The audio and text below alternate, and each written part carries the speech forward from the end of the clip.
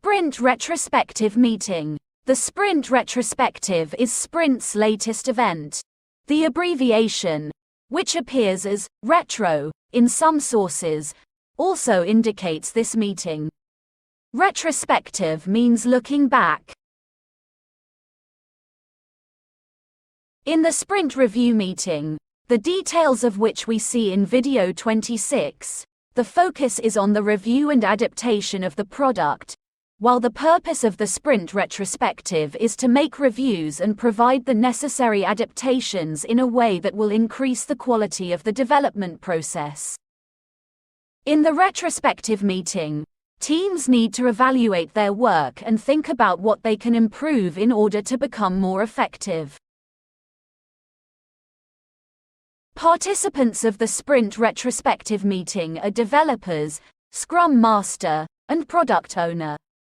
Attendance by client stakeholders or senior executives may hinder open discussion of issues, thus reducing the effectiveness of the meeting. Therefore, participants are members of the Scrum team. The Scrum Master acts as a facilitator and ensures that the meeting is positive and productive. The Sprint Retrospective also has a time box that must be adhered to. The maximum duration for a 1-month sprint is 3 hours. For shorter sprints, the meeting may be shorter. The purpose of this meeting is to examine how the last sprint went in terms of individuals, interactions, processes, tools, and definition of done. The retrospective meeting should pass with constructive criticism. Pointing someone as a target, blaming someone is discourses that will not add value to the studies. The Scrum Master should help the Scrum team derive value from this meeting. First, thoughts should be gathered on what went well in that sprint and what could be improved. If something went wrong during the sprint, it's important to identify the root cause. Why didn't the team meet the sprint goal? What were the obstacles encountered? If these obstacles come up again, how do we act? With these and similar questions, the Scrum team will discuss the findings, consider different perspectives, and identify areas of improvement and potential improvement. Once the improvements to be made have been identified, it is necessary to create a plan to implement these improvements as soon as possible. The Scrum team may add some improvements to the product backlog, but ideally, add some of these improvements to the backlog of the upcoming sprint. This method should be preferred in order to implement the improvement suggestions as a team from the next sprint and form a habit for the next sprints. It is crucial to take action after the retrospective meeting. In addition, changes may be made to the definition of done during the retrospective to improve the quality of the work they deliver. The Scrum team can set new standards for the definition of done.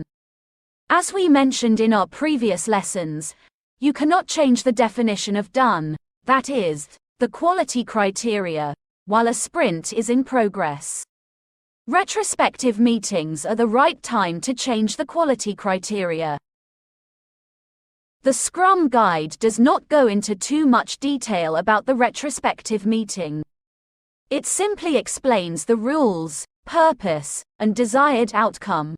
Although the Scrum Guide does not explicitly state this, it is usually the Scrum Master who will organize this meeting. This meeting can be held in a meeting room or in an informal setting such as a park or cafe. By getting away from the work environment, people can feel more comfortable and the meeting can be more productive.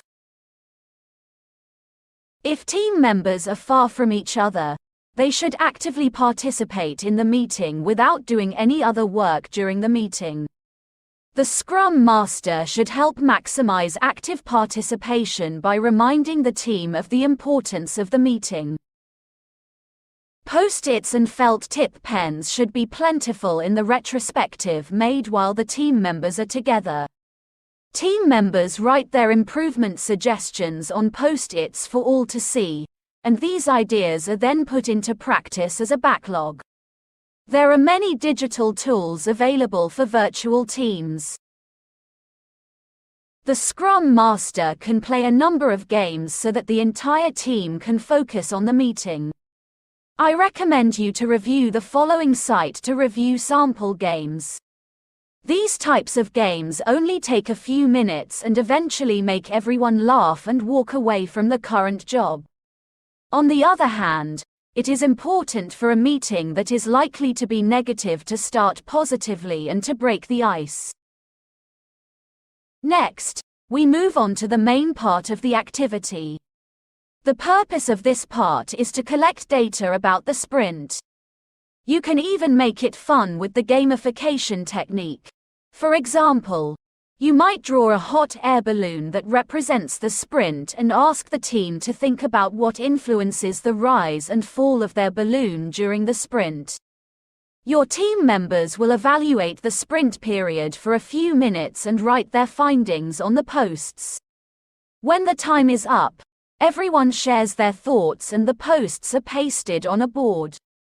This is a great way to visualize how the sprint is going. After that, the team works together to rank the points for improvement in order of importance. Depending on the size of the work to be done, improvement items are either added into the product backlog items or into the next sprint backlog items. In summary, the purpose of the retrospective meeting is for the team to discuss the problems encountered during the sprint and to identify the solution options. In this way, the Scrum team will identify continuous improvement points at frequent intervals. Already, our expectation in Agile approaches is to ensure the continuous development of the team, to help them discover methods that will contribute to the increase in value, and to support them to adapt quickly according to the current conditions.